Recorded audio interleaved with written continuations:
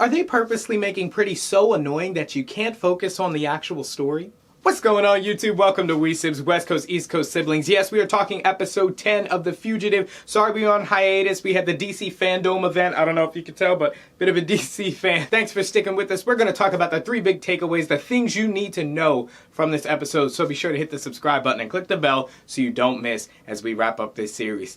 Let's get into it. Okay, starting off with big takeaway number 1, guys. We knew that Colin Murphy was the bomber, right? But now we get a little bit more information into his backstory. So Mike goes to find his deceased friend Kevin's wife. Her name is Ronnie. There's basically an information dump in the conversation where it's explained that Colin was basically the scapegoat for a large company in an explosion. They said, oh, he mishandled the equipment and that's what caused the explosion. So now Colin is getting back at everybody who did him wrong, which makes sense as the courthouse that he was tried at was the last target of the bombing. So he's asking Kevin's wife Ronnie to go into the case files, go into the court documents, and try and find out if there's any information that would lead him to his next target, that would lead Mike to Colin's next target. And this makes sense as we know Mike has to get to Colin before he commits his next bombing, or it may be impossible. He may disappear into thin air after that point. Okay, big takeaway number 2, guys. You know what time it is. It's time to rant about Pretty. Like I said, she's the champion of limbo when it comes to ethics and morality. There is no limit to how low she can go. In this episode, she literally entertains the idea, not just entertains the idea, she's going forward with the idea to try and talk to Pearl, Mike's daughter, who's 10 years old.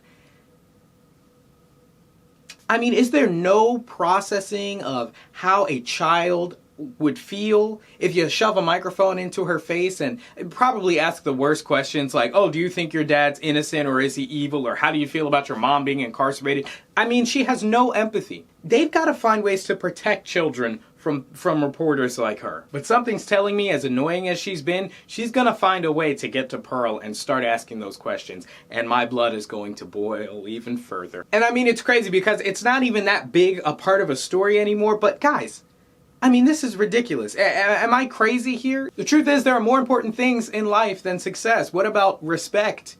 Okay, respecting others, having some self-respect. And then she convinces her money-hungry boss that she just worked directly with him so she doesn't have to listen to the one ethical person probably in that entire news company who's telling her she's a 10-year-old child. She's a minor. Then finally, guys, big takeaway number 3, Mike actually is able to lead the police to Colin's home where they find evidence, plans, schematics, all kinds of evidence that would lead to Colin being the bomber. So very clever move by Mike. It was during a chase scene. He was able to take the tracking device and lead them directly to Colin's house. So now that the police have found the evidence, hopefully it'll take a little bit of the pressure off as Mike still desperately tries to find Colin. Because keep in mind that even if Mike is cleared, there are lives still in danger because there's a third target. So we're definitely getting down to the wire on this. It'll be interesting to see how it wraps up. Those are the 3 biggest takeaways from the episode that you need to know. Let me know down in the comments what you thought of the episode. I'd love to chat it up with you guys in the comments as always. Be sure to like the video if you like the video, subscribe, and click that bell, guys, so you don't miss as we wrap up this series. It's been a fun ride. I can't wait to see how it ends. Also, if you're feeling awesome, check out our sister channel, The Lotta Quinte Ledger. We covered DC fandom with them, and I got a brand new series, The Granted Geek Show, over on that channel. So if you like seeing my face for some reason, go check that out. Anyway, guys, thank you so much for watching, and I will see you in the next one.